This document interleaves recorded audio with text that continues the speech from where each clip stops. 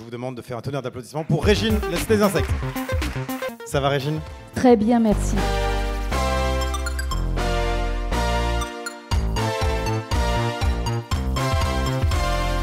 Je te laisse la parole. Merci. Donc effectivement, Cité des Insectes, c'est moi, Régine, et mon mari, Jim Elliott. Et nous sommes basés sur le parc naturel de Millevaches, sur un parc de 8000 m² avec théâtre, jardin, musée et amphithéâtre. Nous faisons de la pédagogie sur le monde des insectes. Jim, mon partenaire, est le directeur financier et technique et capacitaire aussi. Moi, je gère plus la partie exposition et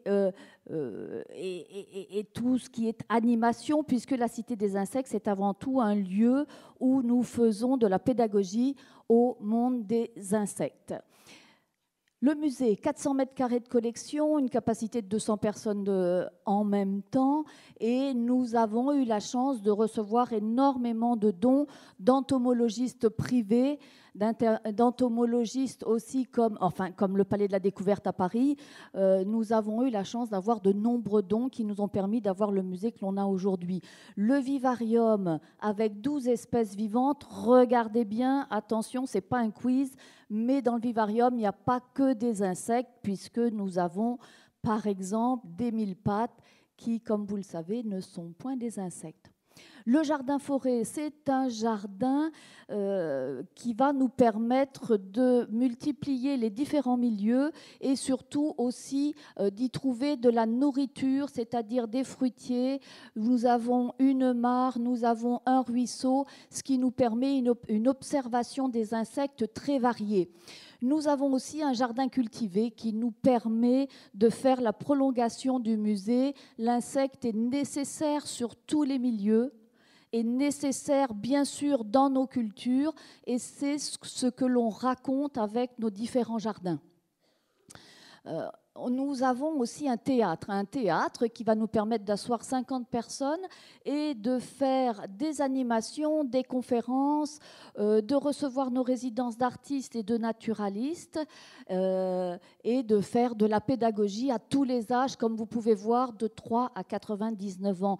Tout le monde est concerné par l'environnement, tout le monde est concerné ou se devrait être concerné par le monde des insectes, et c'est ce que l'on fait depuis 18 ans à la Cité des Insectes. Un amphithéâtre en plein milieu des jardins qui nous permet là aussi d'asseoir 200 personnes et de faire là aussi des conférences, des animations pédagogiques et de recevoir les résidences d'artistes et de naturalistes. L'entrée du musée, une terrasse, un snack, parce que nous sommes au milieu d'une nature absolument merveilleuse sur le plateau des Millevaches. Et quand on rentre chez nous, on y passe la journée. Donc il faut un lieu pour se restaurer et le snack sous le tilleul va permettre cela. Nous avons développé des résidences d'artistes et de naturalistes, artistes, parce que moi-même, artiste, j'aime avoir cette vision de l'artiste confronté à la vision du naturaliste, et tout ça, ça nous permet d'avancer avec ces deux visions.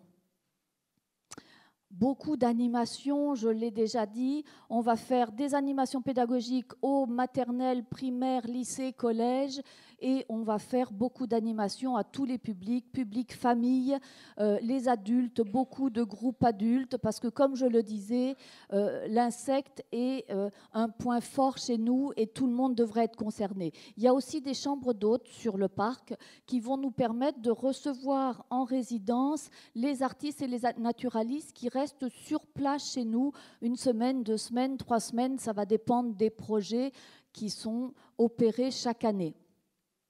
La Cité des Insectes, eh bien, ma foi, elle a commencé avec un apiculteur en 1994 et nous avons racheté cette ferme pédagogique en 2006 pour la transformer en musée consacré aux insectes. Et les premières collections étaient arrivées d'insectes en 2000 et maintenant on les développe chaque année. On a de nombreuses collections. Notre mission, bien sûr, un lieu d'éveil et de sensibilisation au monde des insectes. On a des missions culturelles et scientifiques. On est aussi sur le développement du tourisme durable sur le plateau. Et avec tout notre musée, nos jardins, tous les outils pédagogiques que l'on possède, on va pouvoir travailler sur tous ces niveaux. Et comme je le dis et je le redis, sensibilisation de 3 à 99 ans. De nombreux partenaires en partant, bien sûr, il y a l'Europe, il y a la région, la grande région maintenant. Nous sommes aussi partenaires avec la Société entomologique du Limousin puisque nous sommes membres.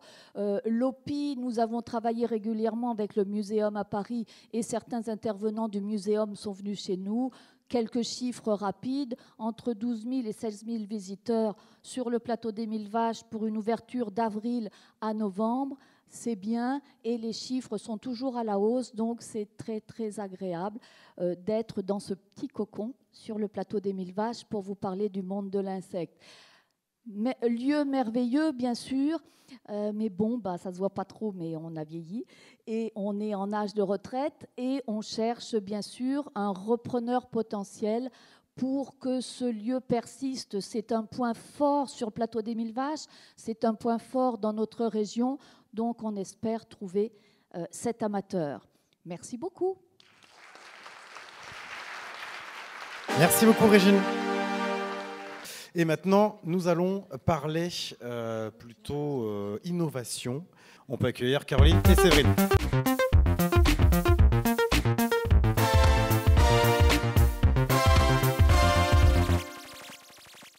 Bonsoir à tous. Donc, je me présente, Caroline Guillal. Je fais partie de la société Implanta Naturalis et nous sommes implantés à Limoges. Je suis venue accompagnée de ma collègue. Bonjour, moi c'est Séverine, donc je fais aussi partie de la société Naturalis. Je suis technicienne de recherche et de production dans le laboratoire à Limoges. Alors l'histoire de la marque Implanta, elle débute en 2018. 4 passionnés de végétal vont avoir l'idée d'associer la culture in vitro et l'art végétal, tout simplement. Ensuite, le laboratoire a déménagé en 2020 à la Technopole d'Ester. Et en 2022, nous avons rejoint l'aventure Naturalis, qui est un leader en art végétal pour la décoration d'intérieur, basé dans le Vaucluse. Naturalis a été fondé en 2005 par David Custer et Loïc Derrien. Et ils aiment s'appeler les articulteurs. Ils veulent faire entrer dans vos maisons l'innovation végétale. Alors l'innovation végétale, ça peut être des murs végétaux, des cadres végétaux avec des fleurs stabilisées. Ça peut être des cadres vivants, où là les plantes, elles sont vivantes, évidemment. Ça peut être également des terrariums et des kokedama, qui sont des mini-écosystèmes suspendus. Alors le concept Implanta, il s'intègre très bien à cette gamme, puisqu'il vous propose du coup la solution de végétaliser vos intérieurs, mais avec le petit plus de 0 entretien. Donc 0 entretien, longue durée pour la plante, et elle va être là à grandir sous vos yeux. Vous n'avez plus qu'à la regarder pousser. Alors le Plantaphore, qu'est-ce que c'est ? Eh bien, c'est un gel nutritif qui a été développé spécifiquement pour chacune des plantes. C'est une plante qui vient de la technologie in vitro, donc du laboratoire, de la recherche, et qui est protégée dans un écrin de verre par du coup un environnement complètement stérile et qui est fermé par un bouchon en liège. Alors, 0 entretien, pas besoin d'arroser. Il faut juste la mettre un petit peu à la lumière, puisque c'est la base de développement d'une plante. Par contre, pas de lumière directe pour pas qu'elle grille et qu'on la fasse crever. Est-ce que je peux l'ouvrir ? Non, pas tout de suite. Vous allez la regarder pousser et prendre le temps de la regarder pousser. Combien de temps ? Plusieurs mois. On a des plantes au laboratoire qui ont à peu près 2 ans. Alors, comment ça marche ? Eh bien, grâce à la particularité des plantes de réaliser la photosynthèse, c'est-à-dire de transformer l'énergie lumineuse en stock d'énergie qu'elle va ensuite utiliser la nuit pour se développer en faisant sa respiration. Et ça produit du coup de l'eau, ça régénère tout son écosystème. La plante, elle est obtenue avec une technique de laboratoire qu'on appelle la culture in vitro, et qui permet justement de multiplier les plantes. À partir d'une seule plante, on peut obtenir des milliers de plantes, simplement par la technologie. Donc on développe des gels appropriés, on les met dans des conditions de culture idéales, et la plante va pouvoir se développer. La réalisation du gel nutritif se fait en plusieurs étapes. Donc tout d'abord, nous devons réunir tous les éléments nécessaires au développement de la plante. donc les vitamines, le sucre et les minéraux. Ensuite, donc, on mélange, on porte à ébullition le gel que nous allons distribuer dans nos contenants et les porter à stérilisation. Une fois ce cycle terminé, nous allons les porter sous la hotte, stérile, où nous allons sélectionner des plantes et les transférer du milieu de multiplication dans le contenant définitif. Ensuite, nous fermons à l'aide d'une presse avec un bouchon en liège. Quand cette étape est terminée, nous allons la mettre en chambre de culture.